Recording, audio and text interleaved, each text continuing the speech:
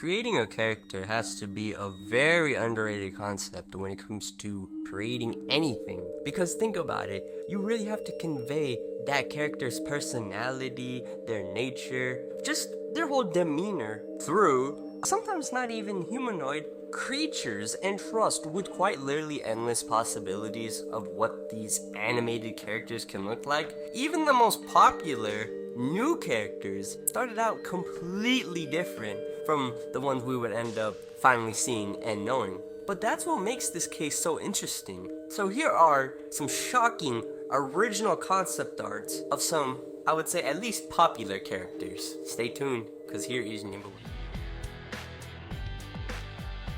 Regular show. I know I talk about this show a lot, but how the fuck could I not? It is one of the best modern, at least, cartoons we've gotten. And with that being said, I'm also honestly really borderline shocked that people don't talk about the backstory to the making. I just fucking spit everywhere. Like this being meaning. Yeah.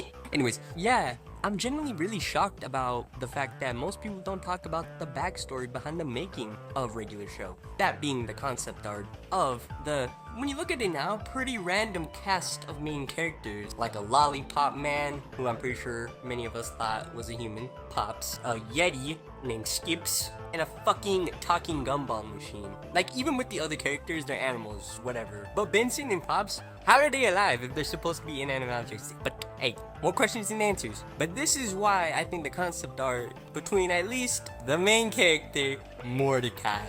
Mordecai, whatever you know him by, the simp, calling him Mordecai. That's what to do, man.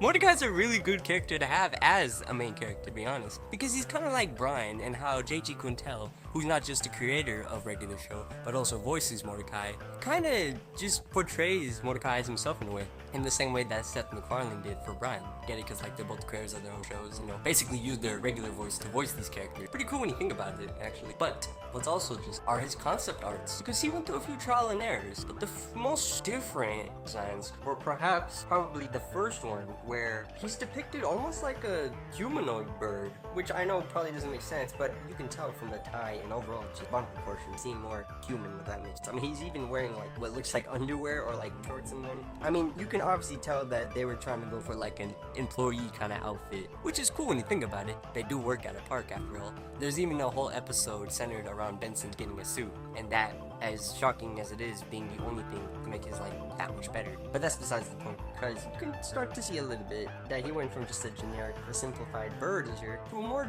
detailed, lightly birdier character who looks more like Harvey Beats than he does Mordecai when we look at it now. With the big, obviously most noticeable, seagull chin, which would have been an interesting take, but probably pretty distracting and hard to animate, and pretty much just something that would have been like not even worth, you know, going through with anywhere. So they probably did a good idea cutting that out in the final design, as we find with Mordecai, signature long beanie lip. Although there were some designs of him with the similar face, but a bird body, like, the hell is that? I'm pretty sure that was just so J.G. Quintel could, you know, get that out of his, because we can even see a few of his facial expression in some of these anime drawings, really. What am I talking about? That's really it when it comes to Mordecai. But another character from Regular Show that has a lot of concept art is like literally the most random character you could think of. Eileen. But I guess it makes sense. I'm gonna assume that Eileen was thought of after Margaret, because, you know, they had to give someone for Rigby. Kind of like how they did with Daisy and... But irregardless. Is that what I did?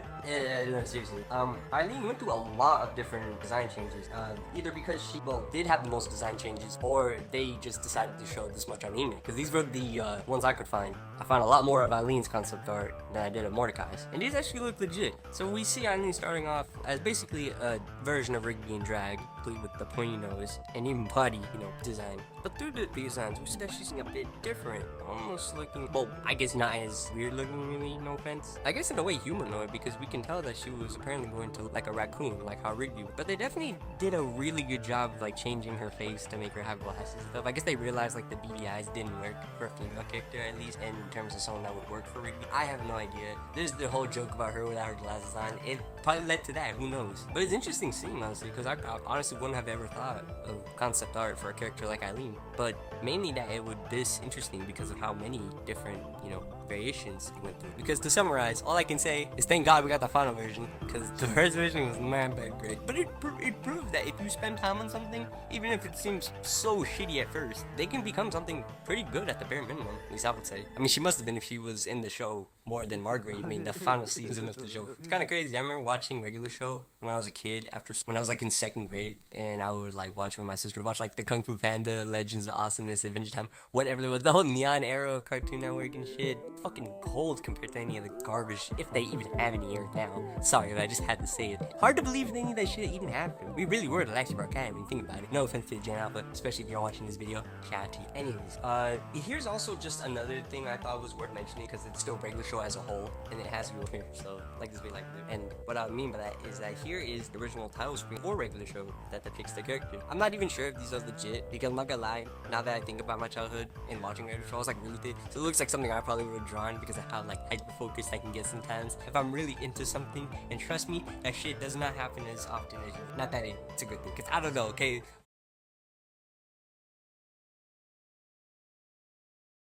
Kermit the Frog, the Muppets. I love the Muppets. My family loved the Muppets. Yo, my sister even had the Muppets like party game, Mario Party ripoff on the GameCube, and that shit was so fun, bro. But did you know that Kermit, one of the central, if not main characters of the entire Muppets crew, had his fair share of disturbing to say the least, how would I say this? Prototypes before the lovable, well, frog we'd all know and love. Because originally he started off as Wilkins. Kermit was made to be a mascot for this so-called coffee company. And now what makes it disturbing is that he also had another friend that looked similar to the Muppets that we would all come to know, which obviously shows you how Jim Henson got his foot in the animation, or at the very least, filmography industry, by utilizing his puppets as mascots for this coffee company. And as a result, right, his friend, like I mentioned, was another Muppet lookalike. But what made it disturbing, like I don't know how to say. Basically, Kermit would fucking assault and murder his friend Wonkins because he didn't like Wilkins coffee. And there have been, like, that's literally the whole brand. In any single commercial you find, he, at the bare minimum, tries to commit attempted murder. And that's on a good day. Because more often than not, he insinuate that he was gonna kill Wonkins. Can I even say that? But it's just weird in general because they may look similar, but their voices are pretty damn identical to say the least. So if you look at it just a little bit with this knowledge in mind, I could legitimately picture this being Kermit. I mean, remember that Family Guy, like annoying gag where he's like, yeah, it's back the way he came. That's literally, man, I guess that's true to a certain extent. I mean, this is literally Kermit because this whole era of Kermit would end up being the inspiration for the Kermit we all know and love. From humble beginnings, now from disturbing beginnings. That is pretty creepy. And you would think that the fact that it's in black and white would make it less creepy, but that only adds to it. Eeriness. Don't, hey, I ain't saying nothing wrong, so I don't want one to be here and kill me if I don't like his captain. I'm good, bro. If you like this video, I'll see what will be to you.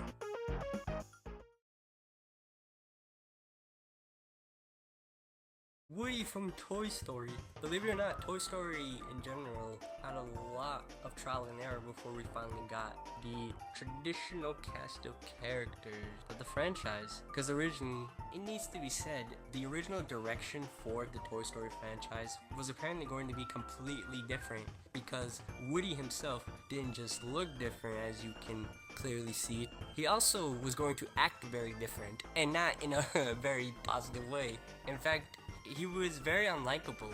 In fact, it was so bad that, you know, the fucking paid crew that sits in the theater to watch what you have so far didn't like it. They found it very painful to even get through. And again, considering that Woody, even back then, was considered to be the main character, that only made things a lot worse. And even everyone behind production of Toy Story can agree with that, looking back at it in hindsight. There's plenty of interviews where they look back with embarrassment, but in all honesty, integrity. You can't help but admire. You know what they say, if it's cringe, that just means you improved. However, weird imagining how the movie would have turned out if they still, for whatever stupid reason, they would have continued keeping Woody as an antagonist, which again is what he was originally planned to be, the antagonist to Buzz Lightyear. Speaking of Buzz Lightyear, he too was even going to look a bit different. Maybe not as much as Woody, considering that I would imagine his personality. So believe it or not, a lot of your favorite cartoon characters started out